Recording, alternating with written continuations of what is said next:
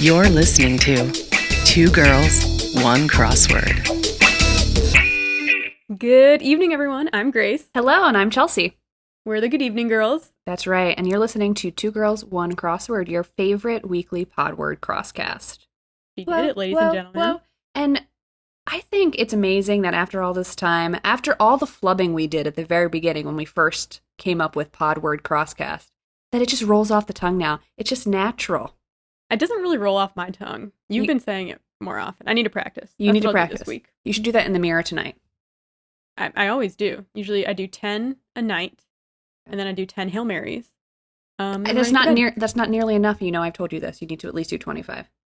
I like to do a little bit a day, otherwise I overexert myself. Anyways. Okay, fine. So we have a couple new listeners. We do. And we kind of wanted to reintroduce ourselves. If you're our old listeners, sorry, we're going to be back on our bullshit for a little bit. But if you don't know, Chelsea and I we still do work together, but we used to work together. Geographically together, like in the same office. I used to be able to touch her every day. She hated it. I know, I did. But we started doing the New York Times crossword together at lunch every day. This was years ago now. We were like barely even friends at that point. We kind of occasionally talked to each other. We had peripheral work friends that were in common, but Grace and I'm like sort of shy if I don't think you like me. And so I kind of was like, oh, Grace. People often don't think I like them for some reason. I don't know why. I get that all the time. Now that I know her, she's a very nice person. But so we started doing the crossword. We weren't very good at it at first. No. And could barely get through one, you know? Yeah, even on a Monday.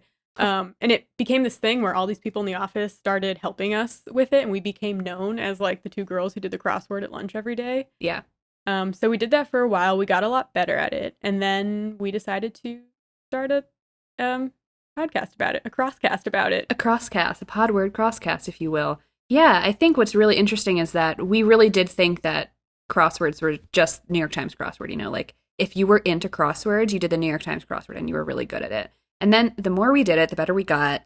The more looking into it we did, we kind of realized that there's like a whole crossword community out there. If you're on Twitter, you know about this crossword community. We found Rex Parker's blog. That was kind of like our first, you know, dipping our toe into crossworld or the crossword universe. And it kind of all spiraled from there, like our love for this as a hobby, but then also learning about crosswords outside of the New York Times and kind of the activism that goes on within the community is really cool. We realized that the New York Times crossword was pretty white, male, and straight, and boring. And problematic occasionally because of those factors. So since then, we've really branched off into doing other like indie crosswords, The New Yorker, USA Today, Washington Post. This week I only did one New York Times crossword because they're just kind of boring to me now. They are super boring. I did 3 and I was like, this is so boring. And you really only realize doing them. Yeah. Because I'm like, why am I putting myself through this? They're fine, but they're boring. So if you're not into crosswords, this podcast would hopefully inspire you to try them or get into them. Or, you know, we just in general like trivia and we like learning. So yeah, and we're not like these insane crossword solvers that we can do like a Friday New York Times in 5 minutes. We cannot do that. We're just not those people. But we're really passionate about this. We love it. It takes us like 10 minutes to do one together. So we're not brainiacs by any means. But the way the episodes work is the first 20 minutes or so, we kind of talk about our favorites and dislikes about the crosswords that week. We call it our hits and shits. And we also talk about anything going on in the crossword universe. Mm-hmm. And then we flip a coin and we do our topics. Yeah, and topics come from the previous week's crosswords. So we do the crosswords, we pick a topic from those crosswords, and then Grace and I secretly prepare research, which we then teach each other when it's our turn.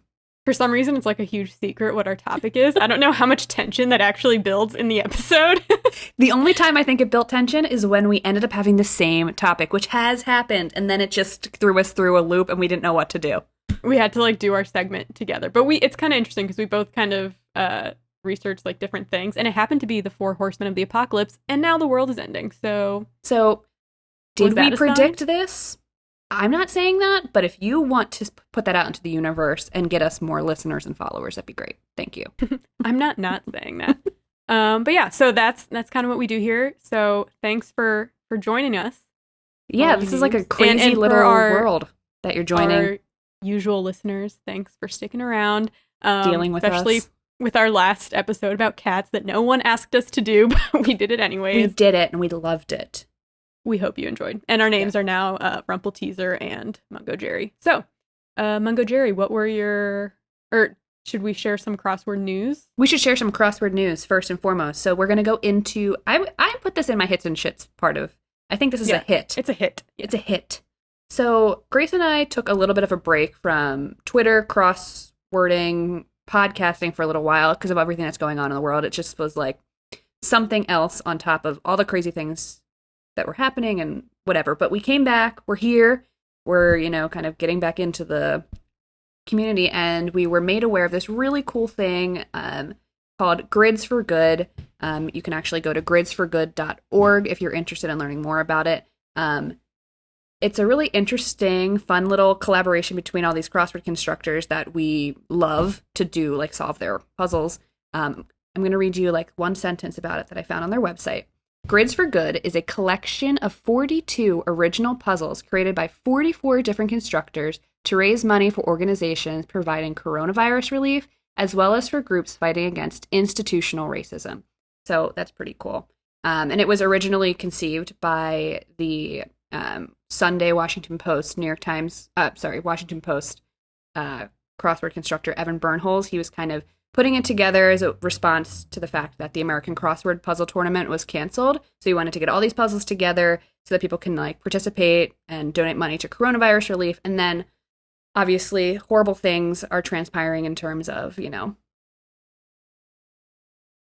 race relations. They have been transpiring for a long time, but things are being brought to light now more than ever. Right.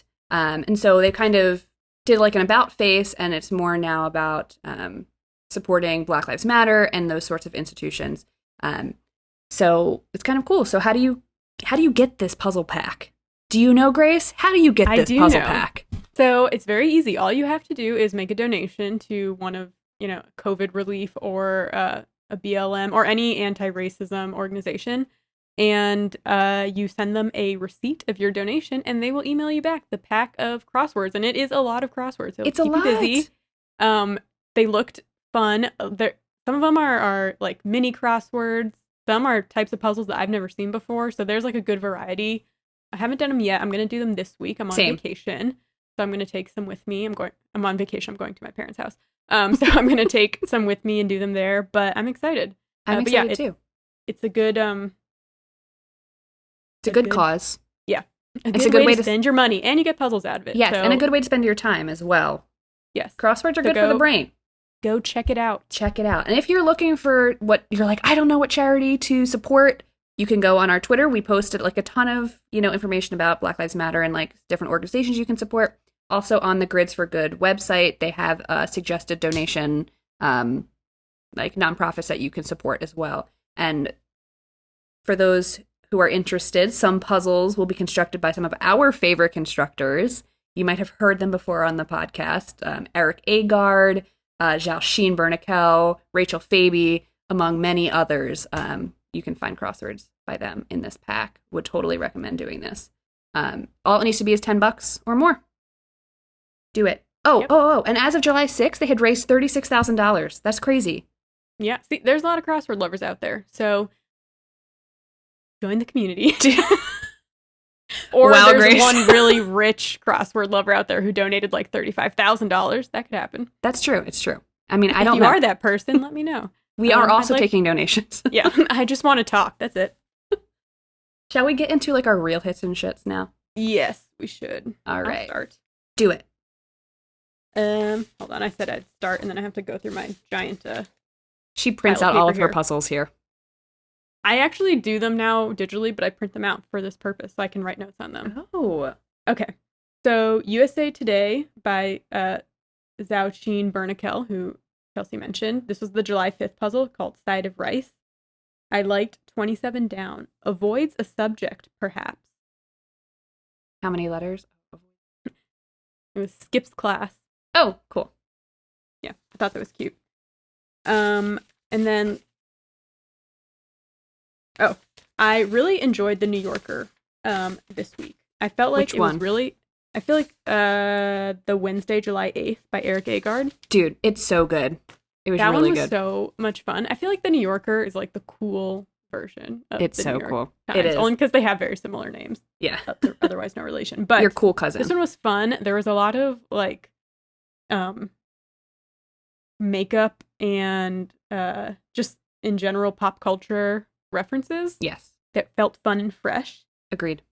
I laughed at 27 across. Eats a lot of fettuccine before a 5K, say. And it was carb loads. And I'm pretty sure he's referencing the Office episode where Michael Scott runs a 5K and he carb loads like immediately before it by eating a gigantic bowl of fettuccine Alfredo and then he throws up later. That's exactly. Matt said the same exact thing. He was like, that's an Office reference. I was like, I have no idea. I mean, obviously I watched The Office, but over my head. Yeah. And then 46 across, Gone Girl has a cool girl one. Yes. And it was monologue. Yeah. I just really liked that because you could use anything for anything for monologue. Right. But I like that he referenced that because I really like that cool girl monologue. Do you mind if I read it? The whole thing? Just maybe like the first couple sentences. The first two sentences. Long. Okay. Go. Okay. So this is part of the cool girl monologue from Gone Girl. For those who don't know, the cool girl monologue is basically like the main character explaining why the female identity is largely like influenced by what men fetishize, right? So this is Amy's some of her cool girl monologue. Quote, "Cool girl. Men always use that, don't they? As their defining compliment. She's a cool girl. Cool girl is hot. Cool girl is game. Cool girl is fun. Cool girl never gets angry at her man. She only smiles in a chagrin-loving manner and then presents her mouth for f***ing." And I'll stop there. It's really good. You should read it. Even if you haven't read the book or seen the movie, you should look up that monologue. I think you can find an excerpt of it. Yeah. But yeah, anyways, I liked that he did that. It's really good. I also really liked the opener of that puzzle, one across pronoun separators in many a Twitter bio, and it slashes. So a lot of people are now doing, putting their gender pronouns in their Twitter bios or their email signatures. It's been going on for a long time, but I feel like it's more recently in the last year, 2 years, really catching on as something that people do so that you know how to address them. So my Twitter bio says she/her because those are my pronouns. And I really liked that as like the opener because it was like very relevant. You wouldn't find that in the New York Times, that's for damn. No. Speaking of the New Yorker, I did the Wina Lou Friday New Yorker puzzle, July, whatever that was, at the 3rd, maybe.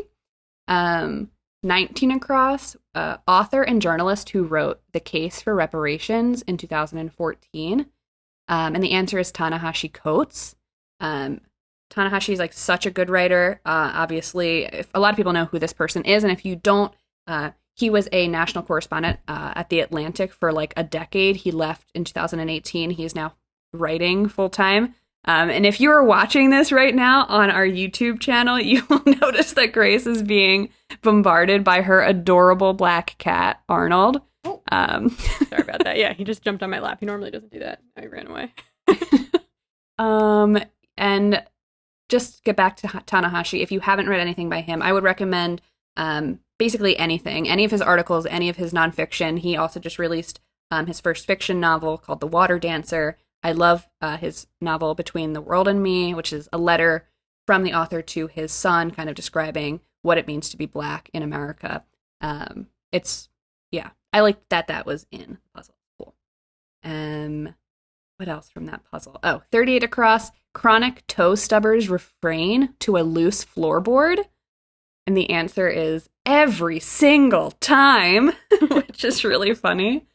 53 across, all worked up is hot and bothered. Loved that. Ooh. And then I died when I saw this because it's just so, I don't know, it's great. 65 across, quote, blank, dumb, end quote. Wikipedia page that redirects to Symphony No. 5 by Beethoven. And the answer is da da da, as in da da da dum. I love that people search that. I know. That is, I mean, how else would you search that, I guess? If you don't know that it's Beethoven Symphony No. 5, then you just got to kind of put it in the Google search bar. Google knows. Google knows. I know. I have one last thing I want to talk about for hits and shits. You have anything else? I just have one. It's not really a shit. It's something that kind of, well, it just confused me, but it's fine. Okay. The Washington Post on July 7th by Evan Kalish, 8 down, 1 blamed for losing a game. And the answer was the GOAT. And at first I was like, the GOAT is greatest of all time. Like, they would win the game. Right. But then I realized it's like, you know, the GOAT curse for the Cubs. We should know since we're based in Chicago. Oh, we don't know anything about baseball. No, I was almost going to do that as my topic. I was like, I cannot put these people through another like 15, 20 minutes of me talking about sports. Is your pinned tweet still that Eric Andre clip saying, I think so. Go to her Twitter and you'll see what we're talking about, and then follow her. Please. My last one is a New York Times hit, actually.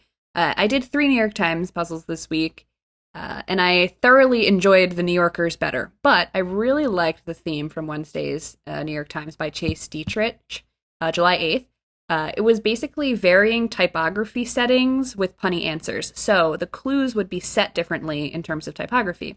So 20 across is having a meal, ! But it was italicized. So the answer was stress eating, because it's stressed, like in italics, eating, having a meal. Okay. Or 35 across, military trainees. But there's a space between every single letter. So then the answer is space cadets. Okay. I like that. Right? 42 across is downward. The clue was downward dog, but it was struck through. And the answer is strike a pose. 56 across in bold was, quote, will you marry me, ? And the answer was bold proposal. So I just think that was fun. It was like a nice way to see they kind of change up how things are clued. You don't see a lot of variation in how things are clued in the New York Times. No, We saw you almost never see bolding in New York Times. Never. We saw an emoji once in the New York Times, and I almost lost my goddamn mind. I was like, who let Will put an emoji in this puzzle? The bar is set very low for us. It is. It's basically on the ground. It's on the ground. You just got to lift up your big toe, and you've done well. And this is no hate to the constructors or anything. It's more the editor of the New York Times. He has admitted that he changes like 50% of all the clues, and I think I don't know. He has a good way of like making it very vanilla, I guess. Yeah. Takes out all the spice. Where's the spice? Where's the flavor? It doesn't get me hot and bothered. Okay? No, it doesn't. Like the New Yorker. True. That's all I got. Shall we go into our coin flip? Yes, flip the coin. Okay. The virtual coin. Here it is. Virtual coin is flipping now. Heads! That's you. That's right? me. Yeah, it's been so long since we flipped. I know. Oh my goodness. All right. So I guess it means I can just hop right into my topic here. My topic comes from the Monday New York Times, July 5th by Lynn Lempel, 27 across. They bring tears to chef's eyes. Onions. Dun, dun, dun, dun. So we're going to be talking about onions today. I love this. I'm so excited. It's been a while since I've done a food topic. For those who are you always new, amaze me with how in-depth you could go on one food. You're lucky, because I could have gone deeper here. I could have done a deep dive on onions, and I kept it casual, because it's our first time back. I wanted something easy, but no strings attached. No strings, ladies. No strings, but Sometimes you will cry. You just need that. You will cry, but there will be no strings. Okay, so most of us, and I hope all of us, know that an onion is a vegetable. Okay, it is a vegetable. It comes from the Allium genus, and in that genus is garlic, scallion, shallot, leek, and chive. So they're kind of all from the same genus. Makes sense. They all have that similar. They have similar vibes. They're kind of sharp. They add like a little flavor to your meal. So where does the name come from? The word onion in English, like we speak English, onion. It comes from... Not everyone speaks English. Not everyone speaks English. We're going to talk about other words for onions, okay? So the English word for onion comes from Middle English, for oignon or union, which is borrowed from the French word for oignon, which comes from the Latin word unio, which means union. But the Latin word unio also refers to a very specific type of onion. It was like a large white onion that kind of looked like a massive pearl. So if you were eating that specific type of onion, you would call it a unio. And it sort of refers to this idea that the union of the layers of the onion create the onion. So that's why it's called unio or onion, right? Which is kind of cool. But I also did find one reference that the English word for onion could be traced back to the ancient Greek region of Ionia. So that like it grew in Ionia, people called the onion after that, region, and then here we are today with the word onion. But other languages don't call it an onion, which I think is kind of interesting. Spanish, for instance, it's called cebolla. I probably pronounced that horrifically, but and the word cebolla, or these other pronunciations for this onion, originates from the word cepa in Latin. And cepa in Latin is the general term for onion. So unio is that one specific pearl-like white onion, whereas a cepa is all onions. It's like the common onion word. And other languages that have a word for onion originating from this Latin word cepa are Spanish, Catalan, Romanian, Czech, Italian, Polish, Portuguese, Slovenian, Slovak, Esperanto, and Filipino, among many others. I just thought that was kind of interesting to think that, that's how the word divided itself in history. There we go. Some people want to be more specific, I guess. Some people do. So, onions were once an entirely wild crop.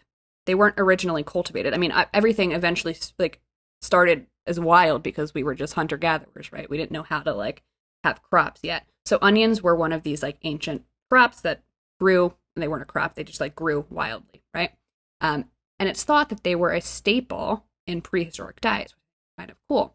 Archaeologists, botanists, food historians, they all think that the onion, the wild onion, originated in either Asia, Iran, or West Pakistan, although it's kind of impossible to trace where the onion actually first grew, because it was wild, right? And it's since been cultivated, so nobody really knows where it actually begun. Onions, let me see here. What do I got here? So the art of actually growing onions, so cultivating them, so not just eating wild onions, dates back to 5,500 years ago, which is kind of cool. One of the first references of cultivated onions comes from a Vedic text, which indicates that Chinese people were growing onions in their gardens 5,000 years ago. You can also trace onion crops back to ancient Egypt in 3500 BC and in Sumeria in 2500 BC. And it's thought that onions were one of the very first crops to be cultivated. So like I said, they were out in the wild, but they were one of the first ones that someone was like, hey, let's take this and grow it in crops and grow it every single year and try and harvest this to eat. And it's because they were less perishable than other foods. They're easily transported. They can be grown in a variety of different soils and climates. So it was they're no brainer. Let's grow these onions. Yeah. And what I mean, else do you have to do? I agree. They are easy to transport. You just put them in a bag and then you throw it over your shoulder and you're like, got my onions, and you just go. So I'm going to talk a little bit about onions in terms of how they were eaten or treated in different ancient cultures, which I think is fun. In ancient Egypt, onions were an object of worship and a symbol of eternity. They were often buried alongside pharaohs. I'm like, damn, bury me with some onions. They symbolized it. Yes, I love it. Come smell me at my gravesite. They symbolized eternal life. Sorry, eternal life, eternal smell. I love it. Because onions have these many layers, the Egyptians thought it was like a circle within a circle within a circle within a circle. So, a never-ending life. King Ramses IV was buried in 1160 BC, and he was entombed with onions in his eye sockets. Damn. Oh, wow. I know. That's what I want. You heard it here first. I want that. Eye sockets. There's many paintings of onions on the inside walls of the pyramids and tombs from both old and new kingdoms in Egypt, which is very cool. They loved onions. They loved their onions. In India, there's a famous medical treatise from the 6th century called the Sharaka Sanhita, and this document celebrated the onion as a diuretic medication for digestion, the heart, eyes, and joints, which is kind of cool. In Greece, the first century physician Pedanius Disocritus noted several medical uses for onions, specifically the fortification of athletes for the Olympic Games. So athletes would consume pounds of onion, either raw or cooked. They would drink onion juice. They would rub onions all over their bodies, thinking it would make... You gotta get it any way you can. You gotta get it. Go down every avenue. Every crevice, every nook, every cranny. Okay? Rub it in your hair. Suck on it. Who knows? They thought it made their bodies closer to the strength of the gods.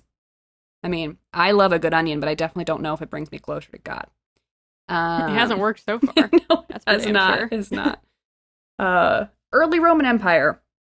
Pliny the Elder wrote about onions that grew in Pompeii. So he was like living in Pompeii, and he would write about these onions in Pompeii. He cataloged Roman beliefs that onions cured vision, induced sleep, healed mouth sores, dog bites, toothaches, dysentery, and lumbago. Pliny actually died in Pompeii due to Mount Vesuvius, which sucks. Mm-hmm. But then when excavated... to say the least. To say the least. To put it lightly. I mean, it sucks, but, like, that's history, I guess. Excavators would, like, went back and, like, they excavated and, like, did all the archaeological stuff that you do at these kind of, like, sites. And they found gardens in the city of Pompeii where they had onions were growing, like, when this, you know, Mount Vesuvius, like, went off. And so they're like, Pliny was right. He wrote about this. Who else we got in ancient Rome? Oh, yeah. There's also this other guy called Apicius. Sorry, Apicius or Apicius. I don't know how to pronounce your name. But he was a Roman chef, and he's credited with writing one of the very first cookbooks in which he had many references to onions in his recipes, which is cool. Let's see here. Oh, and then in Europe, onions were featured in Middle Age cuisine. They were also prescribed to alleviate headaches, snake bites, and hair loss. You could even use onions to pay your rent and to give as wedding gifts. People used onions instead of currency at the time, which I was like, that's kind of cool. I wish I could like show up to the grocery store and hand over like one of my massive bags of onions, because I ordered onions, like I got groceries delivered and I ordered one bag of onions and they brought me 3. And I was like, I'm not going to say no, but I also don't go through that many onions. So I wish I could just show back up to the grocery store and be like, give them away. Put a box outside for your onions. Oh, you're right. That's a good idea. Your onions. There's nothing wrong with them. Nothing. They help nothing hair suspicious loss. Here, okay? Oh, okay. So that's what happened in the ancient world with onions, okay? That's the only thing that happened. Just kidding. Probably more things happened. Whatever. Let's see. So let's talk a little bit about the basics. Onions as a crop are a biannual or a perennial plant, but they are often grown as an annual. So if you don't know, biannual crops take 2 years for the plant to kind of cycle through its full growth cycle, whereas a perennial crop is something that not necessarily takes longer than 2 years, but can grow longer than 2 years. And an annual plant, just 1 year and the crop is done. Onions thrive in mild climates with no extremes in temperature and without excessive rainfall, so their optimal temperatures are between 60 and 70 degrees Fahrenheit. They're kind of, they're delicate. They're kind of like me. If anything gets higher than 70, you've lost She's me. out. I'm gone. The bulb grows within the first season, and then the flowers grow in the second season. And if your flowers start growing, the bulb starts losing flavor, which is bad. This is why they're usually picked just for their bulb. But the flowers are beautiful. You can actually Google garlic flowers, onion flowers. They're really pretty if you're into that kind of thing. And apparently in England, they're into that kind of thing because that's where all the photos were that I saw them in England. That doesn't surprise me for some reason. Yeah, right? Let's talk about the stages of the onion growth. So you plant your seeds, then what? So you have the establishment stage. That's when you get your first 2 leaves above ground. 1 or 2 leaves, and it's like, hey, I'm here. Then we move into the vegetable growth stage. It's also known as the leek stage. That's when you have 4 to 7 leaves Your neck starts getting a little bit thicker, and it kind of looks like a leek. Then you have the bulb initiation stage. This is when the bulb starts growing. It grows from the bottom of the leaves, partially within the soil and partially out. So like a little bump of the bulb is out of the soil, but most of it's underground. The bulb needs to be twice the width of the neck for us to know that we're headed in the right direction. And this is the stage where the plant reaches its maximum height in terms of like how high the leaves grow. Then we move into bulb development. The bulb continues to thicken up, baby. Just gets bigger and bigger than that neck, okay? You want to see this baby get thick. And then we move out of adolescence and we go right into maturation. So the bulb reaches its mature stage, and you know it's ready to pick because the leaves on the top start toppling over. So once the leaves start like toppling, it's because the plant is diverting energy from that would usually be sent to the leaves all the way just to the bulb. So then all these leaves start kind of toppling, and you know it's time to pick it. Onions have shallow, like, branched out roots. So at the bottom of the onion, you kind of have like these spidery roots that come out, and most root systems don't go anywhere deeper than 11 inches in the soil, which for me, I'm still thinking like 11 inches deep. I'm growing tomatoes out in my porch right now, and they need like a 25-inch container to grow in. And I'm like, this plant doesn't even grow in the goddamn, like it grows in the ground, sure, but the vegetables come off the leaves. Why do we need so much goddamn dirt? Sorry. It needs to be deep. It needs to be deep. Now everyone can be as shallow as an onion, okay? Okay, I'm sorry. So then what do we got here? Typical growth is 15 inches above ground. So that's like how tall they get, like the leaves before they flop over. The leaves are yellowish to bluish color depending on like what stage you're in. And the bulb of the onion is what's most often eaten, right? So like that's kind of like why these crops are cultivated, is so they can grow the bulbs and then sell them at the grocery stores. But you can also eat these onions at different stages of the maturation process. So if you harvest it while it's still young, before it even starts to bulb, you get spring onions or scallions, which is kind of cool. Oh, so scallion's just a young onion. A youngin. A youngin. I love it. Yes. Apparently, according to this website that I read it on, it seemed very official. I mean, maybe I'm wrong. So what are the 3 most common onions that you find in American grocery stores? Do you know the 3 most common onions you find in the grocery store? Yeah, isn't it like yellow, wheat, and purple? Or red? Very nice. Yes. Okay. Yes. So sweet onions, also known as white onions, are the most mild. And you're usually using them in salads or sandwiches. And if you want them to be even more mild, like a tip is to thinly slice them and then soak them in cold water for an hour. And you can basically just like eat them like lettuce greens then. They kind of lose That's too much work. If you're going to take all the flavor out of them, don't even eat onions then. Just buy lettuce. I agree with you. I really do. I love me a good raw onion. It's like a nice zing zang for your taste buds. So like if you're trying to like lose the flavor, I'm like, then maybe you should move away from onions. Maybe they're not for you. Maybe onions aren't for you, honey. They just aren't. They're not for you. What else do I got here? Oh, so then red onions, also known as purple onions, depending on where you live. It's known. Oh, I really knew everything. You did. You knew everything. They're known for both their sweetness and their sharpness and their intensity of smell. And they're just Those beautiful. are my favorites. They're so good, right?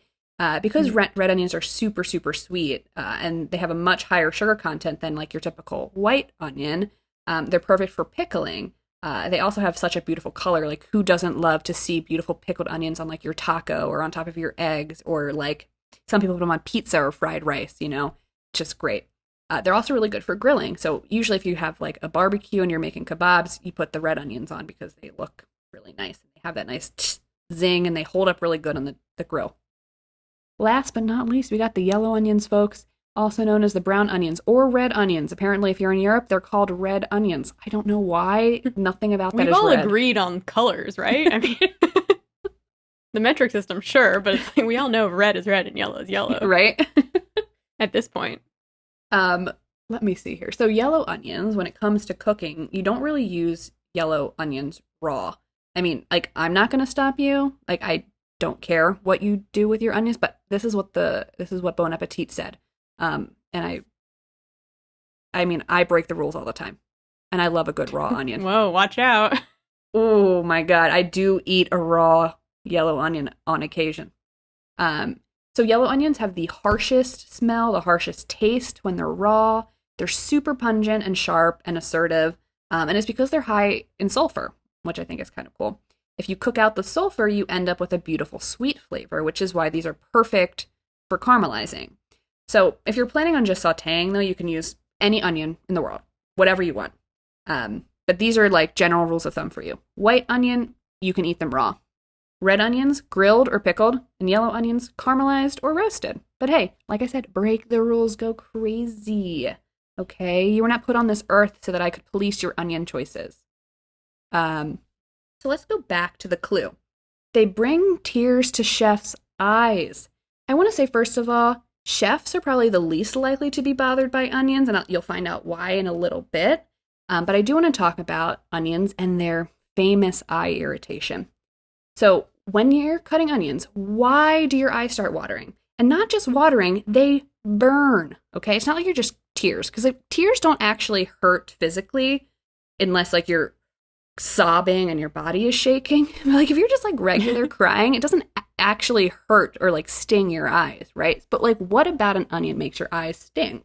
So when you cut into an onion, you're actually breaking open these microscopic cells filled with enzymes that turn into volatile gases when they escape.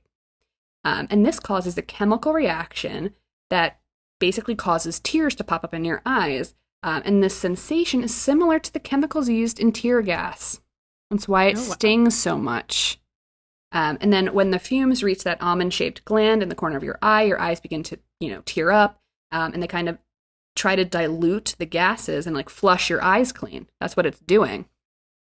So how the heck do I prevent this from happening? There are many home remedies for preventing onions from hurting your eyes. And I'm sure there's people out there that have tried many, many things. I'm going to go down the list and I'm going to end on the one that everyone should be doing. If you're not doing, I don't even know where to start with you. Okay. 1, cut onions in cold water. First of all, do not use a knife in water to cut anything, let alone an onion. But what if you're already in your bathtub? Guess then you should be really careful. I know you like to do that. Okay, number 2, cut the root last. So there's that part of the onion that kind of has like the little hairy tendrils on it still. That's where the roots are. So if you can refrain from cutting off the root, that's where a lot of like the enzymes are concentrated. A lot of people, when they cut their onions, they cut off the head, they cut off the tail, they cut it in half, they peel it, and then they start dicing it. If you can refrain from cutting off that tail part, you will, like soothe your eyes for like a little longer. You can also chill or freeze your onion ahead of time.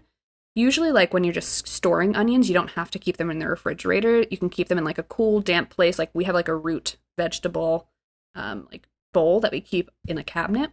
But if you're going to start cutting them soon, like, oh, I'm going to, cut up this onion for the salad, just grab them, throw them in the fridge or the freezer for a little bit to kind of freeze up the enzymes to make it a little tougher for them to break out and like hurt your eye glands. You could also light a match before peeling or slicing an onion. The sulfur of the match disables the compounds from making your eyes water. You go through a lot of matches. You would have to go. I mean, especially if you got 3 bags of onions. You got to get through. This is one of my favorites. Goggles. You can wear swim goggles. But the gases can actually get in through the swim goggles. So this is not actually, the best option. Yeah, and you also look like a dork. You look like a freaking dork, okay? God.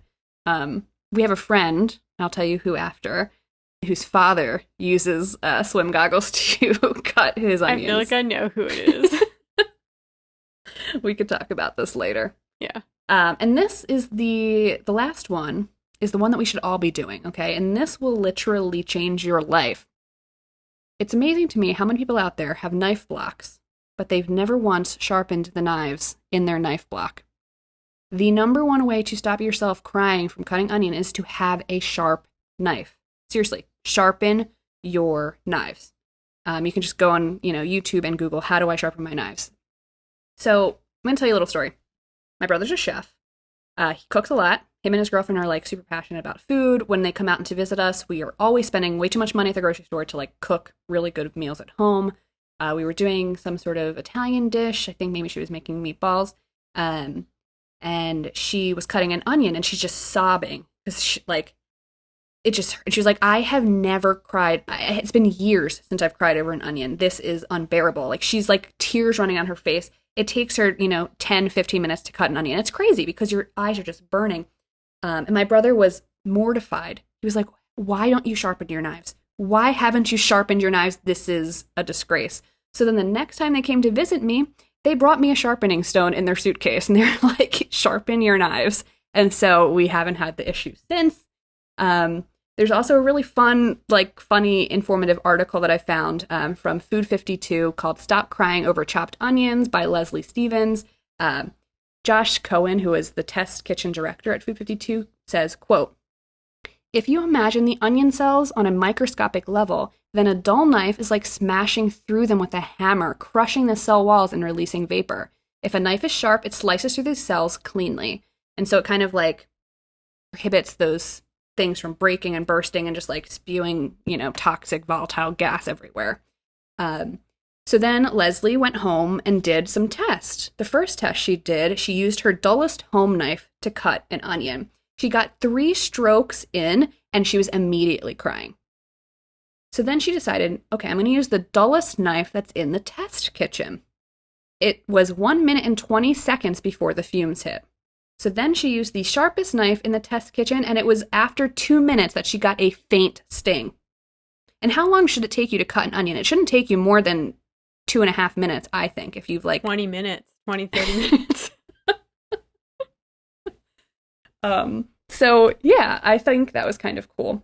So basically sharpen your knives and then you will have a better time with your onions. You know what? I cut onions a lot, and I've sharpened my knives once, and I have only ever cried from cutting an onion one time. I don't know why. Like, they don't make me cry, and I don't think that I have excellent knife skills at all, and I use onions all the time. What kind of onions do you use? I use all kinds. I use red and sweet ones. Probably Like the white ones? Yeah. Yeah. The white ones will hurt your eyes less. Yellow will hurt your eyes more. It depends on like where their pH scale is. But who knows? Maybe you just don't have tear glands. Could be. I also never cry. So. She never cries. I've never seen her cry ever. And I've known her for 25 years, so. I'm just going to end this on one little PSA. For those who don't know, your furry friends, keep them in mind. Onions are toxic to dogs, cats, guinea pigs, and many other animals. So do not feed them. Like, if you're cutting an onion and one of those things flies off the cutting board and you've got a hound dog like I do who's literally panting at your feet waiting for anything to fall off your cutting board, make sure that it's not an onion because they cannot eat them. Okay? And sharpen your knives. So that's all I got for onions today. That's it. Alrighty. Now you know. Onion PSA. Okay. My topic is from The New Yorker, July 8th by Eric Agard, and it is 31 across, early 20th century chemist who developed an early treatment for leprosy. Nice. Alice Ball is her name. Love it. I did not know about Alice Ball. Did you? I knew the name, which made it easy for me to fill in the answer, but I don't know anything about what she actually did. Yeah, I mean, I also don't know a lot of chemists in general, but I had never heard of her before, and there is a reason for that. So I'm going to get into who she is and why she's important. Okay. So to give a brief overview, Alice Ball, she was an American chemist who developed the most effective treatment for leprosy during the early 20th century, as the clue said. The treatment is known as the Ball method, but wasn't always known as that. More on that later.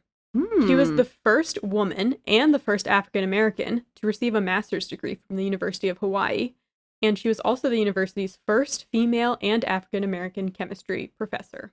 Amazing. So basically, she was just a badass and super smart. And yeah. Okay. So she was born on July 24th, 1892. Coming up soon. Wow. In Seattle, Washington. Her parents were James and Laura. She was one of 4 children. She had 2 older brothers and a younger sister. Her family was middle class and well off. Her dad was the newspaper editor of The Colored Citizen, a photographer, and a lawyer. So very well-rounded guy. Yeah. Her mother also worked as a photographer, and her grandfather, James Ball Sr., was a famous photographer.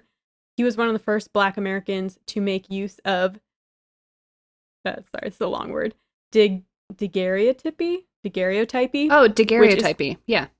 Oh, of course, okay. So that's the process of printing photographs on metal plates. Yeah. So some researchers think that maybe her love and interest in chemistry could have come from, her parents and grandfather being so into photography, because at that time, right, when they were developing photos, they used a lot of different chemicals to do that. Cool. I guess they still do today, but that was like the only way you could do it back then. Right. Yeah, iodine, mercury. They had all these like photo labs. You gotta love it. Get your chemicals at the photo lab, kids. Yeah, that's what she did. Okay, so Alice and her family moved from Seattle to Honolulu in 1903 because her grandfather had gotten arthritis, and they were hoping that the warm weather would help with his arthritis. But unfortunately, he died shortly after they moved. I was about to ask, did he get help? Yeah. No. So they moved back to Seattle, and so they only lived in Hawaii for a year, but she did end up going back there. Okay. So after coming back to Seattle, she attended Seattle High School and achieved top grades in the sciences. She went on to study chemistry at the University of Washington, earning a bachelor's degree in pharmaceutical chemistry in 1912, and then a second bachelor's degree in the science of pharmacy 2 years later in 1914. Damn, girl. So, yeah. Is there a huge difference between pharmaceutical chemistry and science of pharmacy? I mean, I'm sure there is, but... Yeah. I have no idea. Anyway, so basically, she's very, very badass. Good at chemistry. Yeah. Yeah. So while she was an undergrad, along with her pharmacy instructor, Williams Den, she published a 10-page long article in the Journal of American Chemical Society. And this was a huge deal at the time because, this was a very respected scientific journal. It was not common for a woman to get published, let alone a Black woman to get published. So it was a big effing deal. And then when she graduated, as you can imagine, she was offered a lot of scholarships to, for grad programs and stuff. So she could have gone to University of California, Berkeley, or the College of Hawaii, which is now the University of Hawaii. She decided to go to the College of Hawaii. So she returned to Hawaii and she got a master's degree in chemistry. Go, girl, go. While she was there getting her master's degree, she did her thesis on the kava plant, which is a very famous plant, or not famous, like a plentiful plant in Hawaii. But she caught the attention of Dr. Henry Hallman, who at that time was studying cures for leprosy.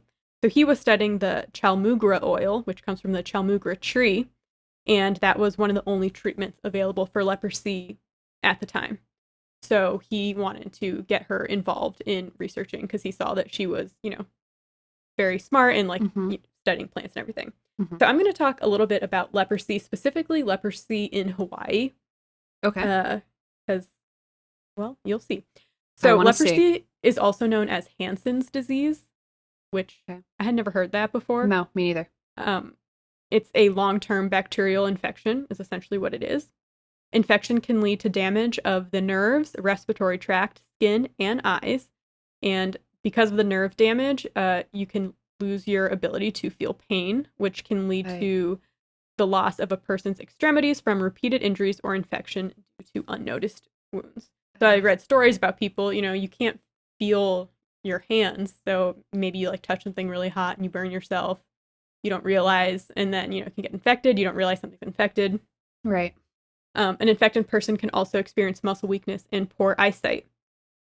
Leprosy symptoms may begin within 1 year, but for some people, they can take 20 years or more to occur. Oh. Yes. Reading about all this, the, pandemic essentially was very interesting considering current times. Yeah. So the first noticeable sign of leprosy is the development of a pale or pink-colored patch of skin that may be insensitive to temperature or pain. Leprosy is spread between people, although extensive contact is necessary. So it's not as contagious as I feel like it has the reputation for being. Right. So about 95% of people who contract the M. leprae bacteria don't develop the disease. They're immune to it. It's spread through cough or contact with fluid from the nose of an infected person. Okay. Leprosy has historically been associated, and still currently, with a social stigma, which continues to be a barrier for self-reporting and early treatment. People are embarrassed by it, and they don't get it treated because now it is very treatable. But back in the day, when it was like first coming onto the scene, if you will, one of the ways to deal with leprosy was to send people to leprosy colonies. Yeah, I do know Isolated that. leprosy colonies. However, most colonies have closed as they've realized leprosy is not very contagious. Right. So I'm going to talk about the Kalupapa in Molokai leper colony in Hawaii. And most of this information is taken from two articles. One is Taken from Their Families, The Dark History of Hawaii's Leprosy Colony by Mira Senthilingam for CNN. And then the other is The Site of an 1860s Leper Colony on Molokai Island Draws Determined Travelers by M.L. Like for the Washington Post. Okay. So Molokai was first, and sorry if I'm pronouncing that wrong. I watched videos of like people pronouncing it, but it just suck. Okay. So it was first opened in 1866 during the leprosy epidemic in Hawaii. They're not sure who brought leprosy over to Hawaii because at that time, Hawaii had a lot of visitors of different types. And they also were bringing over a lot of cheap plantation laborers at the time from Japan, China. I think we've talked about them in another episode. Right. I think maybe it was your bat poop episode. Yeah. Yes, it was. So Hawaiians did not have immunity to this disease because it was like a brand new disease. You know how that happens? We've heard that story before. So isolation seemed like the best way to stop the spread at the time. Over the course of more than a century, more than 8,000 victims of leprosy lived and died in the Molokai colony. Victims of the disease were transported to the colony by boat in a cattle pen after being forcibly taken from their homes. There were even bounty hunters who would get $10 for each suspected leprosy victim reported to the Board of Health. As young children, many were yanked from school, screened, and quickly sent to Kalupapa, still crying for their mothers. So I read one article about a woman who was taken when she was a little kid, and she says that, like, yeah, they took her from school and she didn't get to say bye to her mom. She just, like, waved at her from inside a bus or, you know, whatever they were transporting her in. Jesus. However, there were spouses and family members who demanded to go with the loved one to the colony, regardless of the risk. And these were called kokua, which means helper in Hawaiian. Mm-hmm. And this, so I think the island is called Molokai. Yeah, the island is called Molokai, or no, yeah, but Kalupapa is the like specific city, I guess, or area where the colony was. Okay. And this place was like Shutter Island. I mean, there was no way to leave the colony. That's kind of why they sent everyone here. It was very isolated. There was cliffs. There was, you know, very turbulent waters. The only way to leave was by boat or, scaling like a 1,700-foot sea cliff. Supplies only came to the island. Yeah. Supplies only came to the island once every year. Some ships wouldn't even go all the way to the island to dock, like ships who were bringing patients, and they would stay at like another island that was a little bit off the coast and make the patients swim to shore through the treacherous waters. I read that. I don't know if haven't fact checked that. I wouldn't. It sounds crazy, but I wouldn't doubt it. Yeah, I've heard crazier things that are true. So. Father Lord have Damien, mercy. Father Damien, a Catholic priest from Belgium, he came to the colony to care for and minister to the residents. He made it his life's mission to improve the quality of their life, and he ended up contracting leprosy and dying there. Marianne Cope, a religious sister from Germany, also went to the colony, but she never contacted the disease because she was, like most of the population, immune to it. Right. There's like he built a church. There's 3 churches on the island right now. They built a statue to him. I talk about missionaries a lot in this guy. It's like I don't really know how to feel about him because he did go and help them, but I also wonder how much of, like, did he really save the colony or did the people who lived there like save themselves? You know, like how much is attributed to him? Not saying that he didn't, you know, obviously it was very selfless of him to go there and try and... But selfless in the name of his, like, in the name of Catholicism. I mean, to me, that's not selflessness. But hey. Yeah. Hey. He did die there, though. And He died there. What can I say? What else do we want, you know? So basically the colony was built up to its own little city. Patients could hold jobs. They would get married. They had lives there. The woman who was taken when she was a kid, she was saying like all these jobs she had. She said she was like assistant sheriff. Wow. However, any babies born on the colony were taken away by law, even though now we know that leprosy cannot be passed through birth to a child.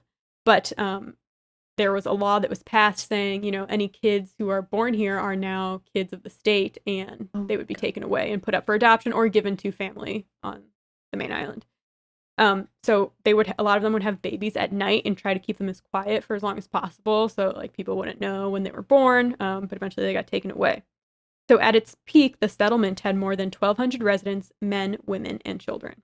Wow. So from what I could gather, the children that were taken, and they were then adopted to like adults who lived on the colony. Okay. Jesus. When Hawaii's leprosy isolation was lifted in 1969, that's not that long ago, the residents were free to leave, but half of them ended up staying and continuing to live on the settlement because they had, built a life there, built a home there. Of course. Today, it's Kalaupapa National Historical Park. A handful remain of the original residents. They're all in their late 70s to 90s, along with dozens of federal and state workers who manage the park. So you can actually go visit this. But there's like a lot of, first of all, this island itself is not a super touristy island. And you have to get a permit to go. It's not like a quick trek. But Sure. Only 100 outside visitors are allowed in the park each day, which is not a lot for a national park. No. They must have permits, and they cannot talk to former patients, take their pictures, or enter their properties. I mean, it makes sense. No one under the age of 16 is allowed because it's hard for the former patients to be around children. There's a lot of trauma around children being taken away from the colony or being sent away from their families to live in the colony. Visitors to Kalaupapa arrive by one of three ways. They can either take a small plane, or there's a 3-mile hike down there, and you can either take a mule or hike it by foot. So it's not an easy journey to get there. No. But it's kind of crazy because I read another article about a woman who was an adult. She was like in her 60s, and she learned that she was adopted, and she learned that she was adopted from the colony. Her adopted parents never told her. Then she found out that her biological mom was still living in the colony. So she went to go visit her a couple times, and she was saying that her biological mom was very cold to her, in a way. And, she like realizes that her mom has so much trauma around, they all motherhood did, and childhood. Yeah. Yeah. She had another brother. Her mom had another kid while in the colony that also got taken away. So she had another brother. And then she realized her biological dad, he had a family before he was even sent to the colony. So she has all these half siblings. So the problem is there's not a lot of records kept on like these family trees. So, there's a lot, like they think maybe 1,000 kids were taken away. Babies were taken away and put up for adoption. So there are organizations now that are kind of helping to piece things together. But I mean, it just makes wild me to think that. Yeah, it makes me think of like what's happening right now in Texas On the border. On the border, and the children that are being kept in cages away from their parents. I mean, it's a little different. Yeah. But that's what it makes me think of. Like, you think, oh, this happened so long ago. No, there's people that are still alive that experienced this, and they have trauma from this, and like babies and children are still being forcibly taken from their parents to this day. So like, this is not an issue that just goes away. No. And another thing that I found interesting was, I read another article about a woman who lived there, and she was one of the people who ended up staying even after they were allowed to leave. Because, she got married there, she had a house, so she stayed, her and her husband stayed, he got really sick, they had to go back to Honolulu, like to go to a hospital or a hospice. And she was saying, when they both died, they wanted their bodies to be returned to the colony because that's what they considered home. But I feel like there's a lot of, I'm sure there's so many like mental gymnastics to go through here. But I think another issue is like when you're telling these people that they don't deserve to, like when you look at the colony, it almost kind of seems like, oh wow, they built their own little city here for them. Like everything was provided for them. They were happy, but they also face this stigma of being shamed into not being allowed to interact with the rest of society. So maybe that's why that mother was so cold to her child that she had to give up, because she was like, well, she has this like so much shame on her. Maybe she doesn't deserve to be a Right. mother. I don't know. I know. It's just There's, a lot like to you said, unpack. mental and gymnastics. Yeah, there's a lot to Yeah. unpack here. And it just makes you think about like a Yeah. lot of things. But so anyways, all that to say that leprosy was a huge issue Yeah. Mhm. at the time. So let's go back to Alice Ball. Let me hear about Alice. Yeah. So, like I said, Dr. Harry Hallman, he wanted her help. The problem that he was facing was chalmugra oil. It was really hard. It was like a treatment for leprosy, but it was really hard to administer. Since it was so oily, it was not easy to be like a topical treatment. It tasted really bad. It would make people throw up, so they couldn't really ingest it. Mm-hmm. And every time they would try to inject it, since it was so oily, it would kind of pool under the skin. So their skin would look like Damn. bubble wrap, kind of. They'd get like these blisters. So it was really hard to administer. So he asked Ball to work with him to find a way to make the oil easier to inject. And she did that by finding a way to make it water soluble. However, before her work could be published, Ball got really sick. In 1916, she was 24 years old. So she went back to Seattle to get some treatments and be with her family. And she died a few months later. Oh my gosh. Yeah. So her cause of death was originally reported as being tuberculosis, but a 1917 Pacific Commercial Advertiser article suggested that the cause may have been chlorine poisoning due to exposure while teaching in the laboratory. She was around, she was a chemist, obviously. She was around a lot of chemicals. So this is when things get fucked up. Arthur L. Dean, who was a chemist and later became the president of University of Hawaii, basically branched off her work, published the findings, and began producing large quantities of the injectable chalmugra extract, and he published the findings without giving Ball credit, and he named the technique after himself. So it wasn't until 1922 that he tried to correct this injustice. She died in 1916, so it's 1922. He gave credit to Ball, and he called the injectable form of the oil the Ball method, which is what it's known as today. But unfortunately, she still remained forgotten in the official scientific record. God. So then in the 1970s, Catherine Takara and Stanley Ali, who were professors at the University of Hawaii, they searched the archives to find Ball's research. And after about 20 years, they were finally able to bring her efforts and achievements to light and giving her the credit that she earned and deserved. So in 2000, University of Hawaii dedicated a plaque to her on the school's only chalmugra tree. On the same day, the former Lieutenant Governor of Hawaii, Mazie Hirono, declared February 29th Alice Ball Day, which is now celebrated every 4 years. Why you would give someone a day on Leap Day that only happens every 4 years, I don't know. Yeah, Anyways, thanks a lot. Okay. In 2007, the University Board of Regents honored Ball with a Medal of Distinction, the school's highest honor. In March 2016, Hawaii Magazine placed Ball on its list of the most influential women in Hawaiian history. In 2018, a new park in Seattle's Greenwood neighborhood was named after Ball. In 2019, the London School of Hygiene and Tropical Medicine added her name to the frieze atop its main building, along with Florence Nightingale and Marie Curie, in recognition of their contributions to science and global health research. And then in February 2020, a short film, The Ball Method, was set to premiere at the Pan-African Film Festival. I don't know if it premiered. I could only find a trailer for it. I was trying to see, if it was posted anywhere online. But I think it would be interesting to watch. This is like the description of the film. Alice Ball, a 23-year-old African-American chemist living in 1915 Hawaii, fights against racial and gender barriers to find an effective treatment for leprosy before Kalani, a 10-year-old patient, is exiled into the leper colony of Molokai. Is it a fiction film or? Yeah, I think it's it's a not drama. a documentary. Yeah. Okay. Interesting.